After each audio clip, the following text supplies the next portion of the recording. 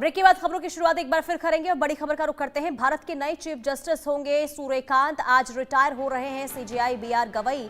Justice Suryakant का शपथ ग्रहण कल है। 53वें चीफ जस्टिस के तौर पर शपथ लेंगे सूर्यकांत और कई देशों के चीफ जस्टिस इसमें शामिल होंगे।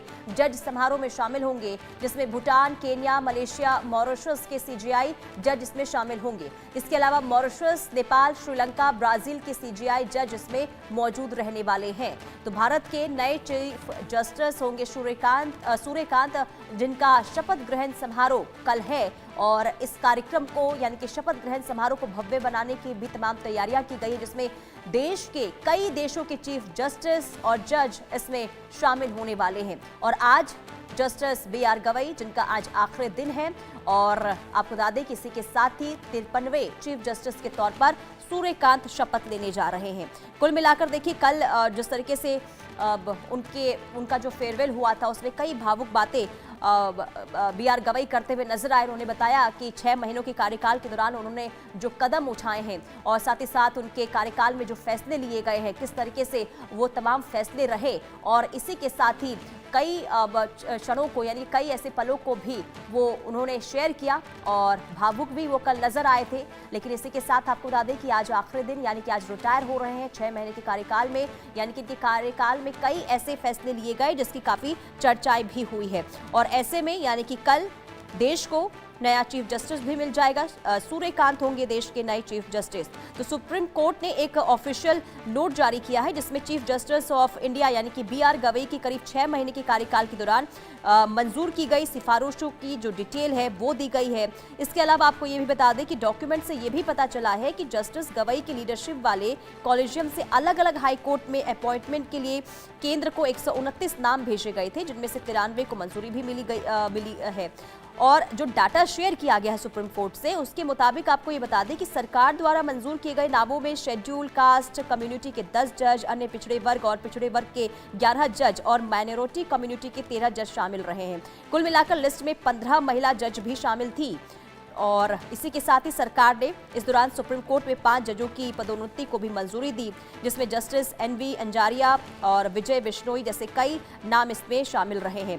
तो आपको ये बता दें कि हाई कोर्ट में जो नियुक्त 93 जजों में से 49 बार से थे, जबकि बाकी जुडिशियल सर्विस में भी थे। कुल मिलाकर देखिए कई ऐसे इन्होंने फैसले लिए हैं अब जिसे लेकर देखिए इसकी चर्चाएं भी काफ़ी हुई है। और इसके अलावा आपको बता दें कि आज क्योंकि आखिरी दिन है B R Gavai CJI B R Gavai का कामकाजी का, और इस दौरान एक इमोशनल विदाई भी उन्होंने कल दी थी, जिसमें सीजेआई गवई ने कहा कि वो पूरी तरीके से संतुष्ट और संतोष के साथ ये पद छोड़ रहे हैं और खुद को वकील और जज के तौर पर 4 दशक के करियर के आखिरी में जिंदगी भर जस्टिस का स्टूडेंट उन्होंने खुद को बताया है। यानी कि काफ़ी भावुक पल उनके लिए कल रहा और आज उनके कामकाजी का आखिरी दिन है।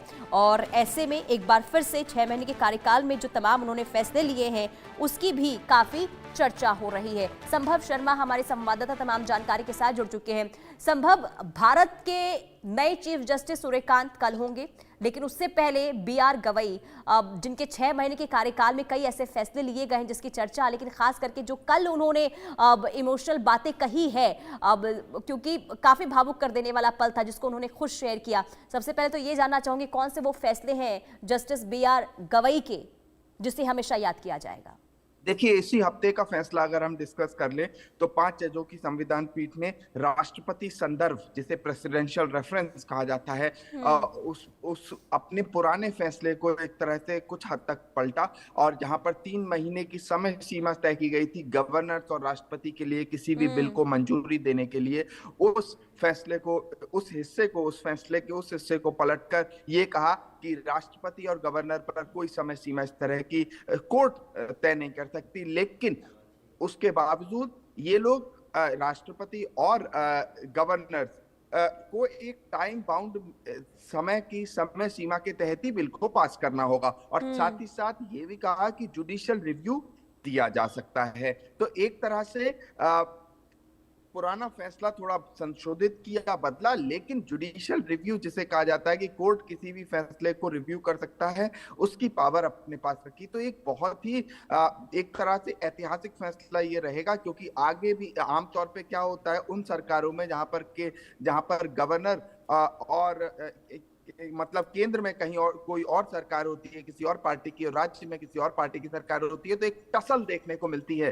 तो वहां पर यह फैसला मुझे लगता है लंबे समय तक कोर्ट किया जाएगा। जस्टिस बी आर गवई का 5 जजेस की संविधान पीठ, चीफ जस्टिस ऑफ इंडिया उस समय जस्टिस बी आर गवई थे, और ये इसी हफ्ते का फैसला है, तो ये मैं बताना चाहूंगा। उसके बाद देखिए, जिस तरह से चीफ जस्टिस ऑफ इंडिया के ऊपर कथित रूप से जूता फेंकने का एक माजरा सामने आया था पिछले 1.5-2 महीने पहले, उसके बाद उन्होंने जो बड़प्पन दिखाया और साथ ही उन्होंने जो कहा कि मुझे इन चीजों से कोई फर्क नहीं पड़ता, और उन्होंने अपना काम उस पर ध्यान दिया, अपने काम पर ध्यान दिया, और इन चीजों पे ध्यान नहीं ना देके उन्होंने ओपन कोर्ट में कहा कि मुझे इन चीजों से कोई फर्क नहीं पड़ता। हालांकि और जजेस और वकीलों ने, खासकर दिल्ली हाई कोर्ट ने भी इस बात को, इसकी कड़ी निंदा की थी। सुप्रीम कोर्ट बार एसोसिएशन ने कड़ी निंदा की थी, सुप्रीम कोर्ट बार एसोसिएशन के जो प्रेसिडेंट हैं उन्होंने कड़ी निंदा की थी। जस्टिस सूर्यकांत के सामने मैटर भी गया था, लेकिन chief justice of India B R Gavai ने कहा कि मुझे इन चीजों से फर्क नहीं पड़ता, मैं अपने काम पर ध्यान देना चाहता हूं, और उसी से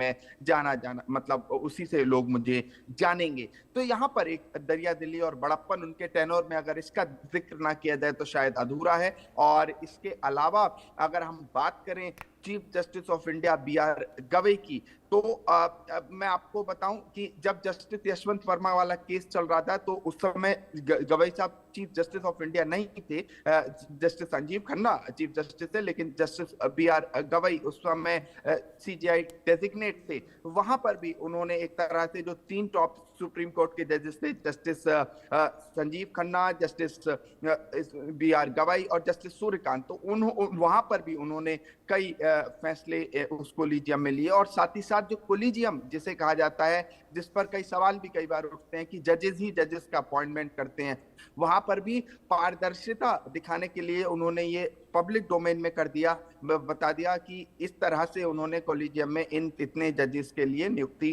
के लिए रिकमेंडेशन जिसे कहा जाता है वो केंद्र सरकार को दिया है। तो एक तरह से पारदर्शिता के लिए मुझे लगता है इनका tenure chief justice of India B R Gavai, जो आज रिटायर हो रहे हैं, 23 नवंबर है, 24 नवंबर को भारत को अगले chief justice of India justice Suryakant मिलेंगे। और जब वो जा रहे थे, परसों उनका आखिरी दिन कोर्ट में ऑफिशियल था, क्योंकि शनिवार को सुप्रीम कोर्ट बंद रहता है और आज रविवार है, तो शुक्रवार को जब वो जा रहे थे तो उन्होंने तमाम उन मुद्दों पे बातचीत की, जिससे कि ये साफ था कि वो एक तरह से पारदर्शिता में विश्वास करते हैं। जो इंस्टीट्यूशन है सुप्रीम कोर्ट की, उसको पारदर्शिता बढ़ाने के लिए वो अभी काम उन्होंने काम किया, और उन्होंने अपने फैसलों से उसे दिखाने की कोशिश की, दर्शाने की कोशिश की। बहुत ही एक तरह से जब ये प्रेसिडेंशियल रेफरेंस वाला फैसला आ रहा था, तो मैं दर्शकों को बताना चाहूंगा कि एक तरफ सॉलिसिटर जनरल तुषार मेहता जो केंद्र सरकार को रिप्रेजेंट कर रहे थे, जिन्होंने इसमें प्रेसिडेंशियल रेफरेंस में कई ऐसे पॉइंट दिए थे कि राष्ट्रपति की पावर्स को या गवर्नर्स की पावर्स को कर्टेल या रोका नहीं जा सकता, उन्होंने जब ये फैसला आया 5 जजेस का, तो उन्होंने एक तरह से धन्यवाद किया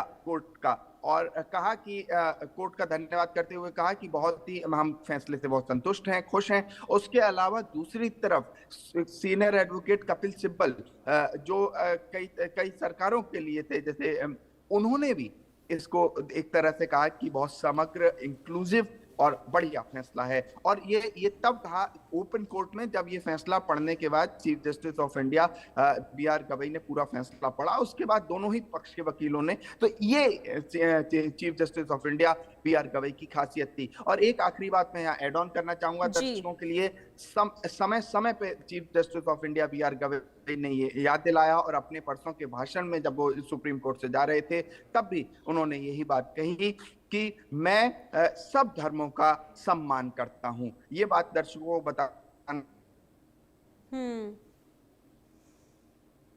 बिल्कुल। और देखिए, संभव जानकारी दे रहे थे कि जो उन्होंने फैसले लिए हैं अपने कार्यकाल के दौरान और जो तमाम चीज़ें रही है उसे कैसे हमेशा याद किया जाएगा। लेकिन कुल मिलाकर देखिए, न्यायपालिका की बात करते तो न्यायपालिका के लिए बहुत ही महत्वपूर्ण दिन कल का है, क्योंकि कल देश को नए सीजीआई मिल जाएंगे और जस्टिस